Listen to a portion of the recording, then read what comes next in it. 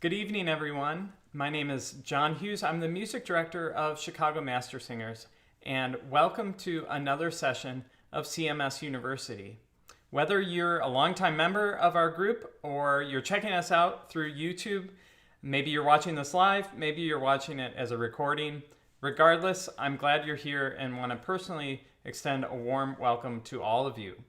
Now, one of the coolest parts about this is that if you are watching it live, it's interactive, right? So you'll notice that on the right-hand side of your screen, there's an active chat window going, and you are able and invited to participate in that. So the only trick is that you have to be logged in to YouTube first, and then you'll be able to make comments, say hi to your friends, ask questions, kind of like you're passing notes in class. And you can even ask me a question, and I can put it up on the screen, and I'll try my best to answer it. So again, make sure you're logged in to YouTube to do that. And I ask that if something's directed toward me, that you start it with 4 question marks in a row, maybe 5. It doesn't have to be specific. It's just a device to help those comments kind of catch my eye when I do have a chance to look over at the chat window. All right, without any further ado, let's get into our topic for tonight, which is auditioning confidently. I think it's safe to assume that an audition can be kind of a nerve-wracking experience. I know this because I've been on both sides of many, many auditions, both as someone auditioning for either a choir or a graduate school or a job, and then also as the adjudicator of an audition.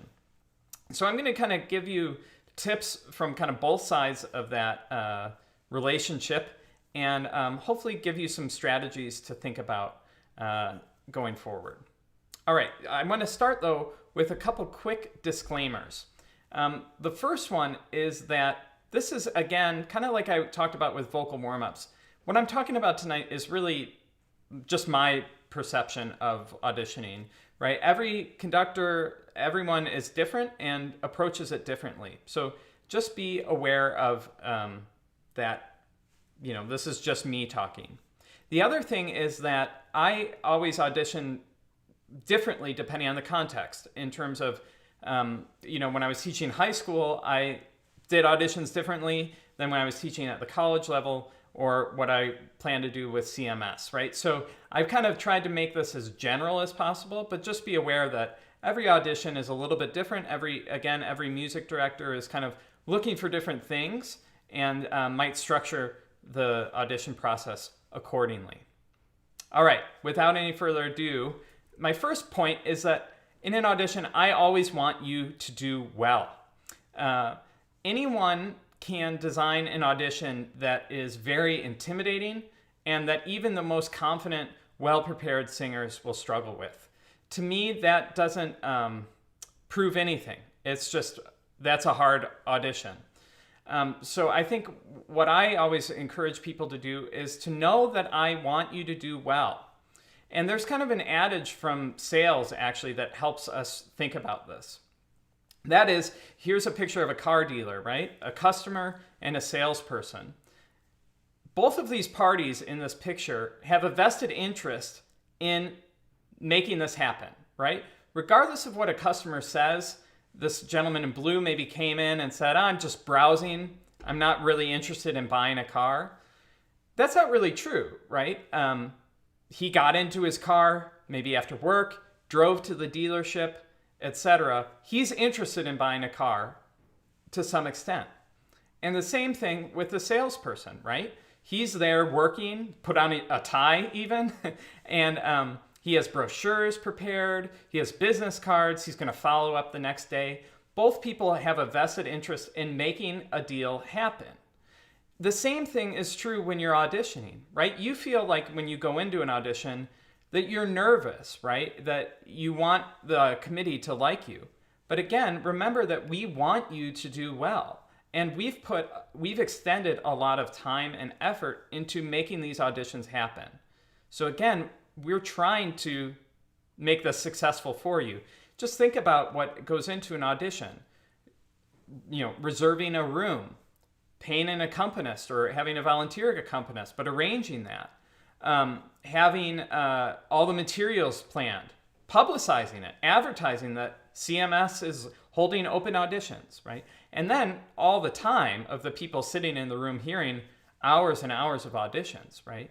So even though it might feel like a scary thing, just remember the committee has extended a lot of effort into making this happen, and we genuinely do want every audition to go well.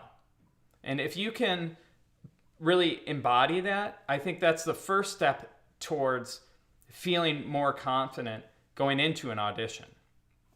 All right, I have 2 goals when hearing an audition. The first is to see where you are in your musical development. Whether you are 19 or 90, I believe that you are still developing musically. That's why it's in the present tense. And so what I'm looking for is, where are you in that musical journey of development?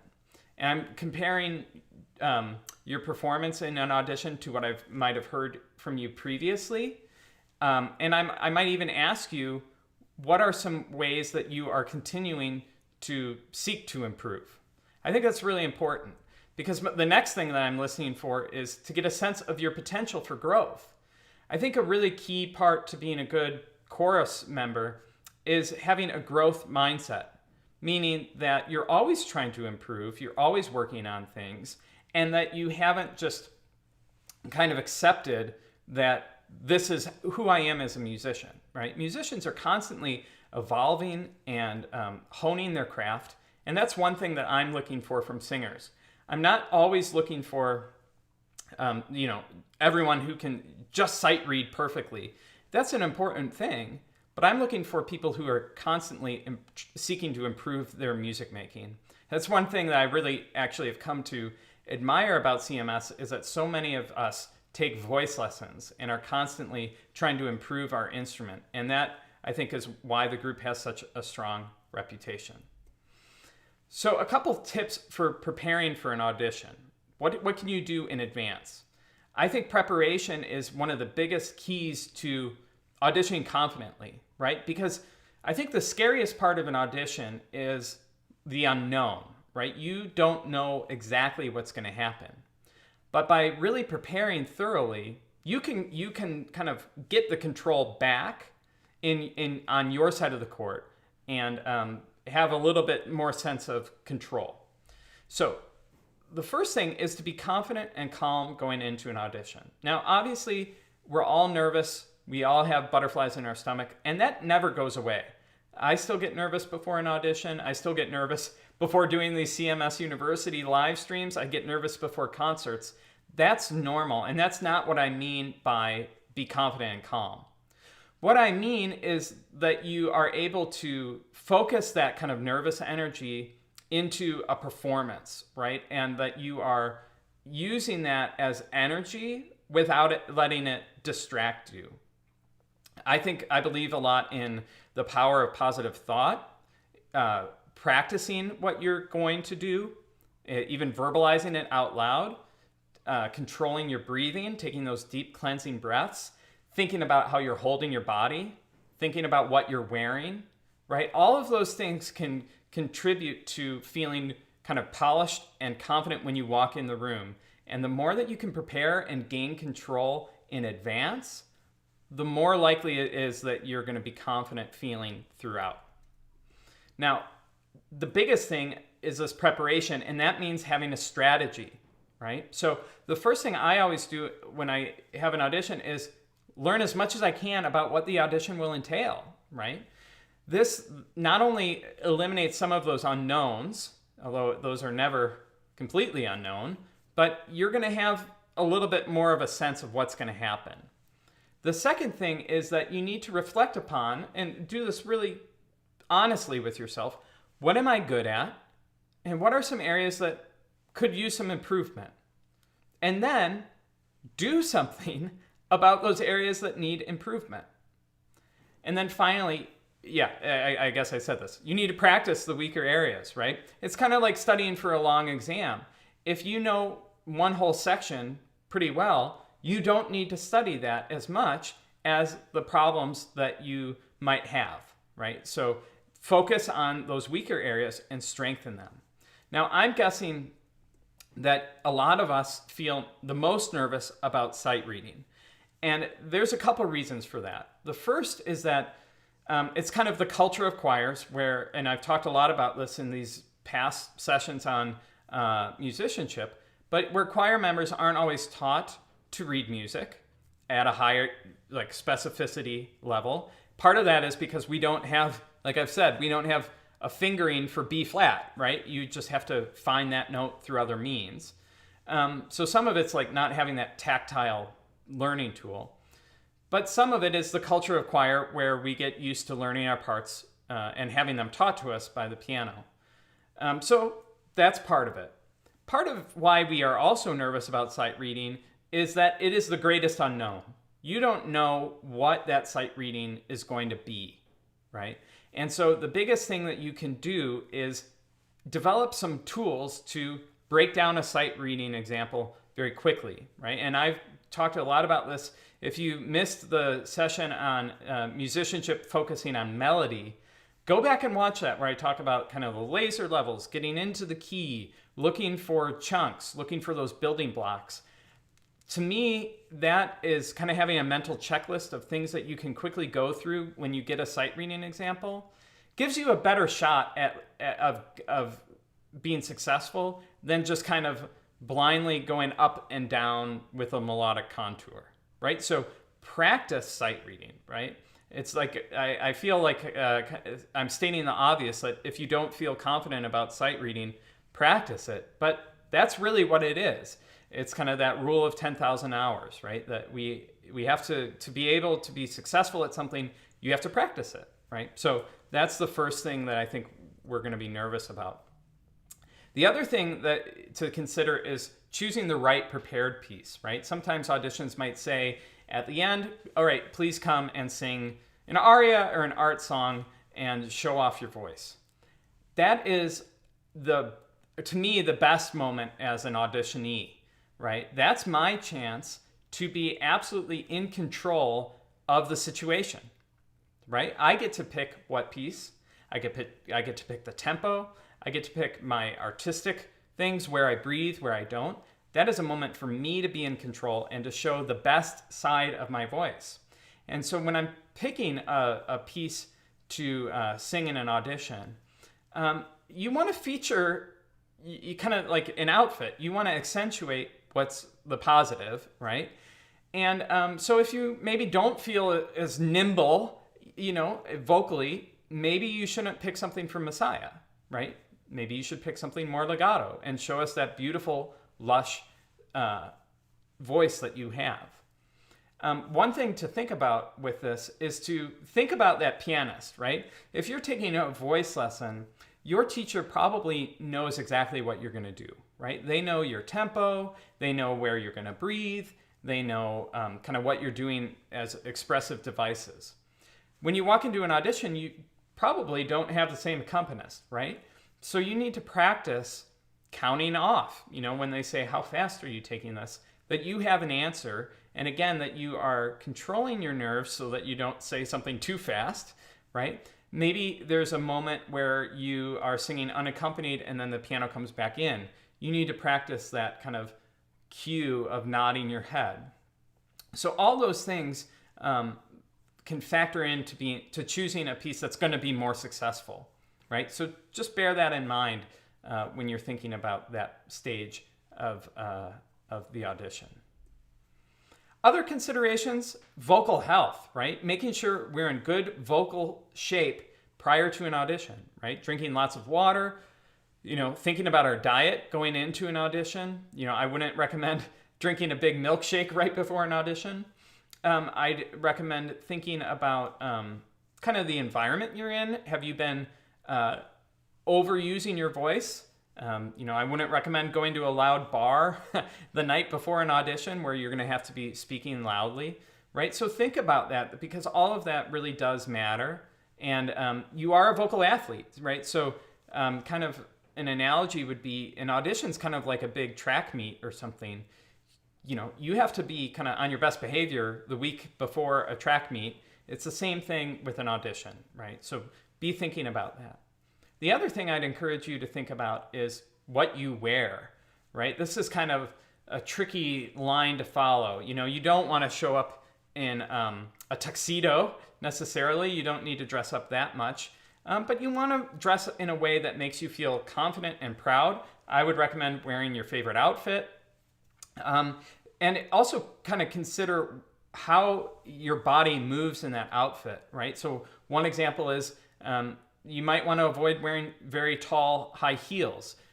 If you're walking across a stage in front of a lot of people, you want to be confident in how you are able to walk in that setting. You know, God forbid you trip or something, that wouldn't be good. So think about kind of more sensible shoes, and also think about having what your shirt is, right? We talked a lot last week about taking those deep tummy breaths and that expansion of the rib cage. I know sometimes the trend is for men now is these more slim tailored dress shirts.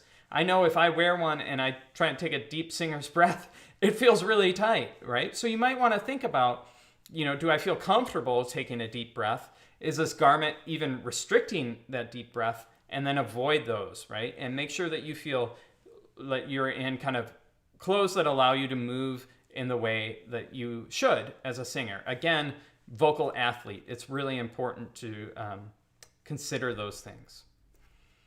All right, the day of an audition. Things to think of that day. All of that I talked about, you should be thinking about the days before, right? Practicing the things you don't feel comfortable about, maintaining your vocal health, right? That's not just a single day, but that's kind of an everyday habit. And our dress, right? I would recommend thinking about what you're going to wear well in advance. All right, now what do you do the day of an audition? The first thing is to warm up in advance, right? And just not too much. And remember that warm-ups really are kind of threefold, right? They're vocal, they're physical, and they're mental, right? So vocal warm-ups, you should obviously sing before going into an audition. In an audition, you might have 10, 15 minutes to show off your voice. I find that my voice isn't really warmed up in 10 or 15 minutes. So, you know, I want to get that all warmed up so that I'm walking in ready to go, kind of in game time mode already. You also want to think about your body, your physical body. You know, I can picture driving to an audition, maybe you're stuck in traffic, it's kind of stressful, and you get out and then now you got to go sing, right? I wouldn't do that. I'd think about maybe walking around the parking lot a few times, getting your legs, getting the blood flowing a little bit. You know, I wouldn't recommend running a couple miles before an audition, but, you know, kind of waking up your body, and also think about it mentally. I already talked about kind of the power of positive thinking, right? There's a great book called The Inner Game of Tennis, and there's a spin-off called The Inner Game of Music, which is all about this kind of positive imaging and kind of imagining ourselves being successful. I think a lot of auditioning is not only vocal, but it's kind of being tough mentally. So kind of get yourself in that right headspace before you go into the room. Remember that you're a vocal athlete, and it takes your body, mind, and soul to do well. And so it's, you know, warming up before an audition is more than just singing a few scales in the car ride, right? It's kind of really a holistic approach to the instrument. All right, I'm going to stop here and just look at a few of the questions in the chat here. All right, let me get to the beginning. Rick points out, a good way to practice sight reading is get an old hymnal. That's right. We've talked about that in a couple other CMS universities. I think it's about the level of a lot of our sight reading. It gives you mostly stepwise, mostly major melodies with a few skips and leaps here and there to help you to show off a little bit more than just can you sing a scale with rhythm. All right, let's see. We're going to talk, Evan, about solo auditions, why we do that, but solo singing is, again, your opportunity to show yourself singing confidently. I don't think any of us show off the best side of our instrument when we're sight reading, so including a solo art song can help us get a sense of your voice. It's not whether you are going to be the next soloist for the Verdi Requiem necessarily, but it just shows us how you sound when you feel good, which is important. Linda Block says, do you want to hear new music you haven't heard too much, or can a person choose a favorite piece? Well, I definitely recommend that you choose a piece that you've done many times, so that, again, it's a moment of confidence for you. I wouldn't recommend debuting a piece necessarily in an audition. Now, whether I know the piece or not, that doesn't bother me, but one thing that I would think about real pragmatically is, can your accompanist play it, right? If you walk in and with Caro mio ben, any accompanist is going to be, has played that a million times. That's going to be fine. If you walk in with a brand new piece of musical theater that, modulates 3 times and is very fast and has lots of very speech-inspired rhythms that are tricky, that might not be the wisest choice, right? So think along those lines there. Good question. Okay, we'll do one more question here. Elisa says, do the people listening want to hear a piece with as much of your range as possible, or would they prefer to assess that with scales? Definitely. And we're going to talk about how I kind of assess voice placement here in a minute. So just hang on to that question. All right. The audition itself. This is, again, just what I do, right? And I'm going to talk about what these things are, and then talk about why I do them. And hopefully by understanding the logic behind them, then you can feel more confident going into the process. So the first thing I always do is we do these introductions and small talk. This is, maybe introducing the audition panel, introducing myself to you, asking you to introduce yourself.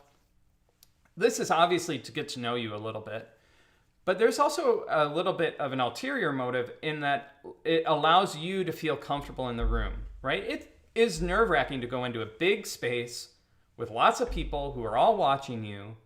And so by asking you a few simple questions, maybe trying to laugh a little bit together beforehand, it's allowing you to relax, to catch your breath, and also to just kind of physically get acclimated to the space. So use that time to your advantage. Kind of look around, get a sense of place and permanence on the stage, and then get ready to sing. The next thing we'll do is vocalizing. This is kind of like, the warm-up sequence we talked about. I'll take you through various exercises that progress from easier ones to maybe longer ones or more difficult ones. This is not trying to trip you up at all. Rather, this is just hearing your instrument, hearing the tone, right? And so that's what I'm listening for here. I want to hear as beautiful a sound as you can produce in this part. The next thing is range identification. And this kind of gets to Alicia's question of, how high and how low can you sing? That's definitely part of this. It's also part of section placement. One thing to remember about section placement is that it's more than just, they have the low notes of a bass, so they're going to sing bass. I'm listening for a color because I think a lot of us, myself included, don't necessarily fit cleanly into one section, right? I have the range of a tenor, and I often sing that because I have a brighter tone. But I can definitely sing baritone. I just don't have that color in my instrument, right? So I think a lot of us, aren't discretely one instrument or one section. So I'm listening for kind of tone color and thinking about section placement here. Maybe you have the range of a soprano, but you have this beautiful, lush alto range. Maybe then I'll ask you to sing alto. I'm also, again, like I talked about last week, I'm listening to how you transition between registers and kind of hearing you move through your instrument. And so I'm listening to a lot more than just, can she sing an A or not? Then we'll move on to tonal memory. This is something where I play a few notes on the piano and I ask you to sing them back on La. So let's practice that at home. We always start with just 3 or 4 notes, fairly easy. So something like this. And then you would sing la, la, la, right? And I only play that once, and so I would recommend singing it back right away. After you do that first one, we might do a harder one like this. And then you would sing it back on la, la, la, la, la, la. Now, at the second or third or fourth example that I do, I'm going to start to add dynamics, articulations. So when you do it, don't just sing la, la, la, la, la, right? Show me that you're musical. La, la, la, la, la, right? Do it exactly the way I play it, and show me that you're listening to more than just notes and rhythms, but you're listening with a sophisticated ear to dynamics, articulations, etc. All right, sight reading. We've talked a little bit about this already, but this is where I'm assessing your literacy. How well do you read music? Now, I do a couple different types of sight reading. One might be unaccompanied, where I give you 4 measures, and again, I send you back to that musicianship session on melody. 4 measures in a major key, unaccompanied, and see how you do.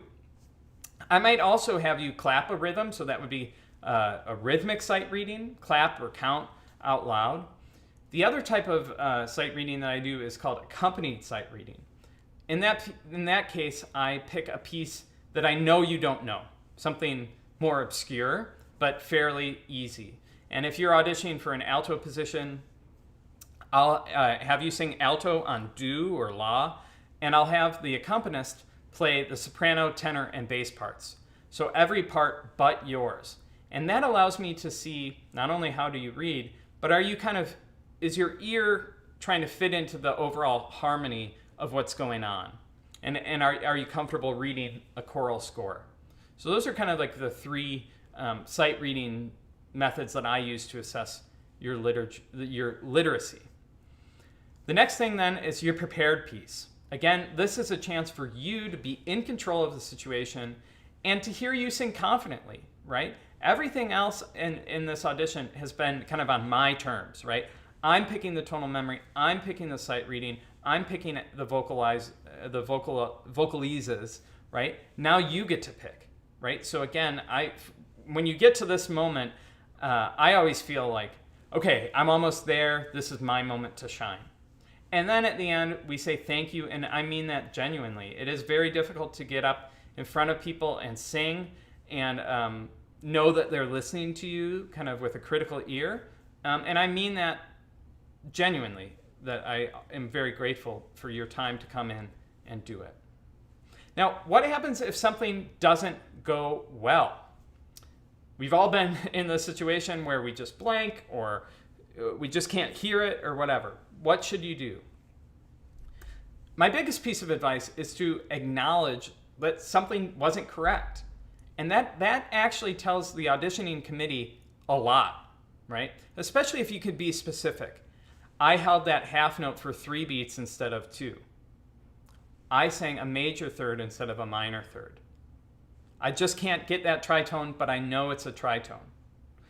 That's huge, right? Because then it's showing me that you're kind of like a doctor, right? You can diagnose your symptoms and even prescribe treatment, right? I'm not looking for people who can just sight read anything. Maybe they don't have the greatest tone, right? I'm looking for people who are teachable and who can learn music on their own, right? And so part of that is, are you able to, in real time, say what went wrong and then maybe do it again, right? I often, in sight reading, ask people to do the example. I'll say, how do you think you did on that? And they'll say, well, I didn't hold this note long enough and I missed that note. And then I say, okay, please do it again. And what I'm looking for is that improvement, right? I think that tells me more than if you just nail everything right away. Because then you're probably in, right? All right. The other thing that I really recommend is to imagine a dinner party. Here's a dinner party. It looks like Thanksgiving, right? If I was the host of this dinner party, you all were coming over to our home to enjoy an evening together, and I greeted you, and I was kind of miffed, and I said, well, the house isn't really clean, and I don't think the chicken is going to be cooked through, but that'll probably be okay, and the mashed potatoes are lumpy. I'm not really putting my best foot forward as a host, right? And so it's the same thing in an audition. Too often, I think singers, I'll ask them to do the sight reading, and they say, oh boy, I hate the sight reading. well, what have you just told me, right? You've kind of told me that you have a fixed mindset, that you always hate the sight reading, that you're never good at it, right? So I'm learning that you have a fixed mindset instead of a growth mindset. And I'm also learning that you're kind of prejudicing me against you, which isn't the right idea, right? So go in with a good attitude, try your best, and if something doesn't go well, address it and try and correct it. But please don't kind of prejudice yourself against, or me against you, right? That's not a good strategy. Other advice, and then I'll take a few more questions here. Be genuine and give a sense of your personality. It's okay to make a joke. It's okay to be friendly and warm. I know those things might be hard to do when you're nervous, but showing that you are a fun, easy person to work with is always a good thing, right? So be yourself and have fun with the process. Focus on the music, not yourself. This is probably the hardest thing for us as musicians, especially vocal musicians. You know, we can't blame breaking a string or my reed broke or whatever if something goes wrong. Our instrument is physically in ourselves.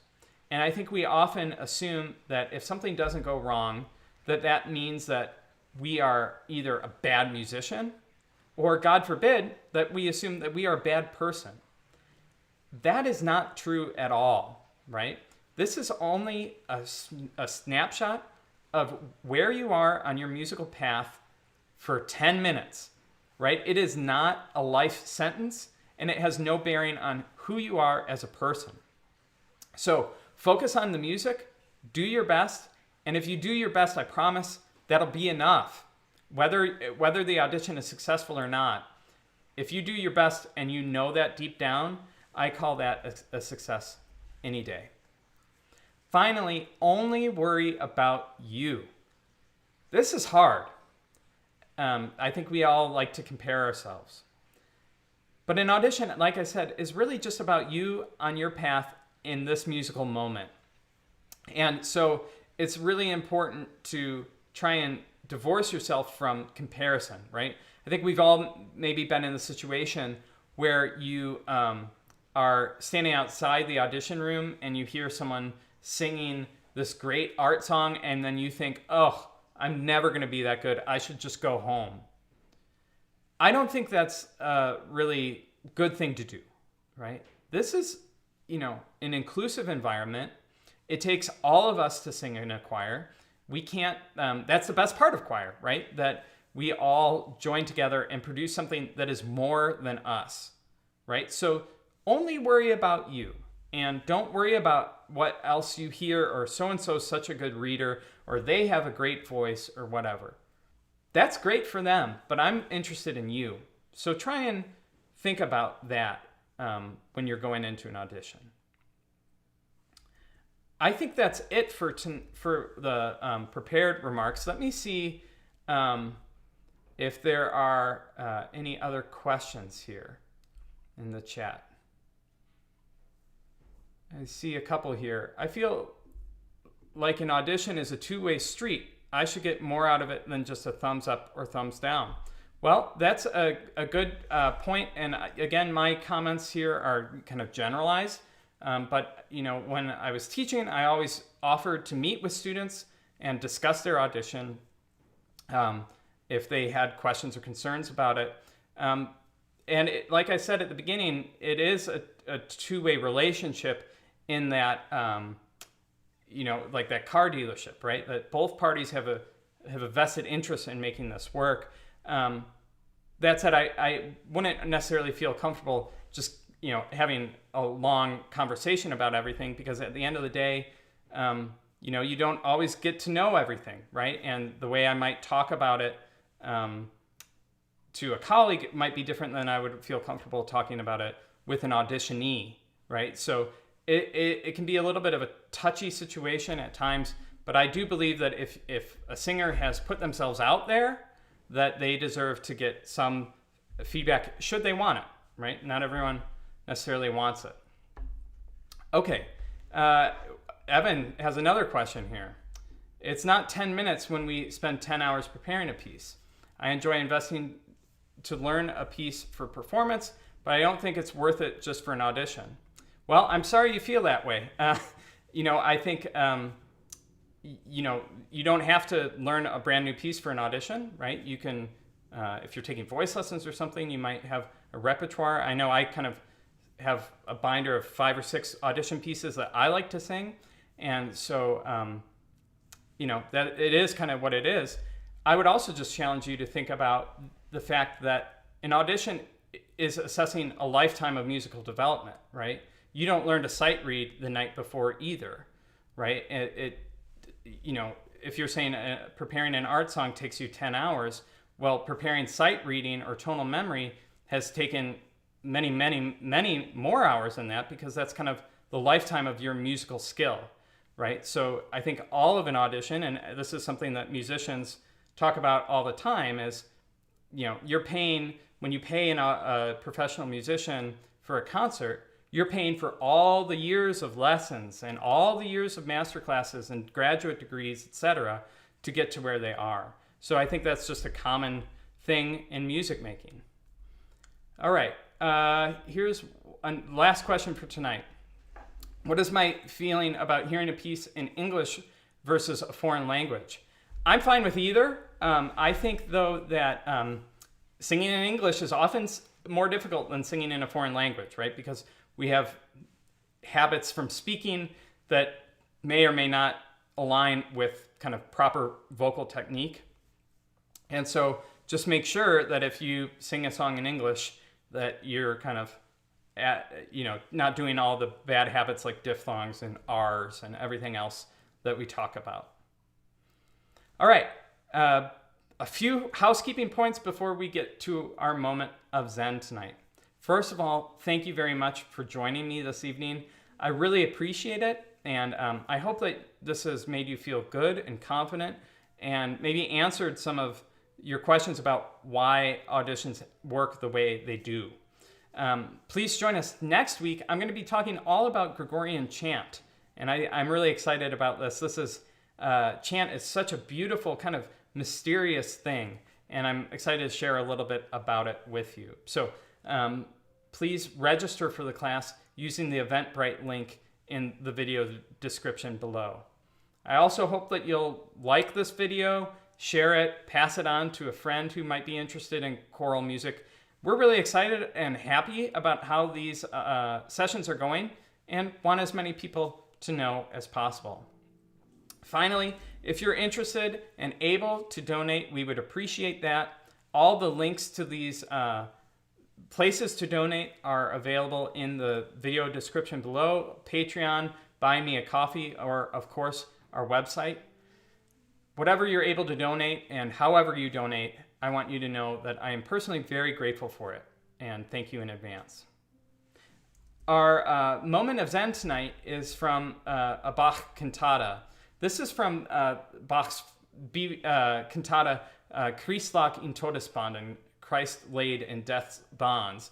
This is BWV 4, which means it was a very early cantata. He wrote this before 1714, so before the age of 30. This is a multi-movement work, and it does sound maybe a little grave. It sounds very sad, mournful at times, but it is actually intended for the first Sunday after Easter. So each verse ends with an Alleluia, and by verse I mean movement. So there's multi-movements, and this movement that we're going to listen to is the third movement, and it is a duet for the soprano and alto. Now, sometimes this is sung by a soloist, and other times it's sung by the sections of the choir, and that's how we're going to hear it tonight. This is a absolutely stunning recording led by John Elliott Gardner, one of my favorites. So enjoy this beautiful moment of Zen.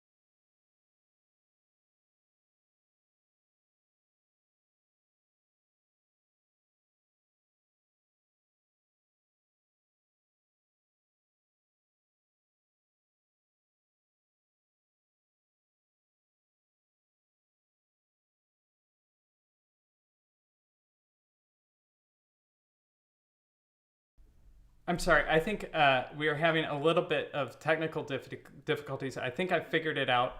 Let me just rewind it a couple seconds and then I'll restart it. I apologize for that error. Okay, here we go.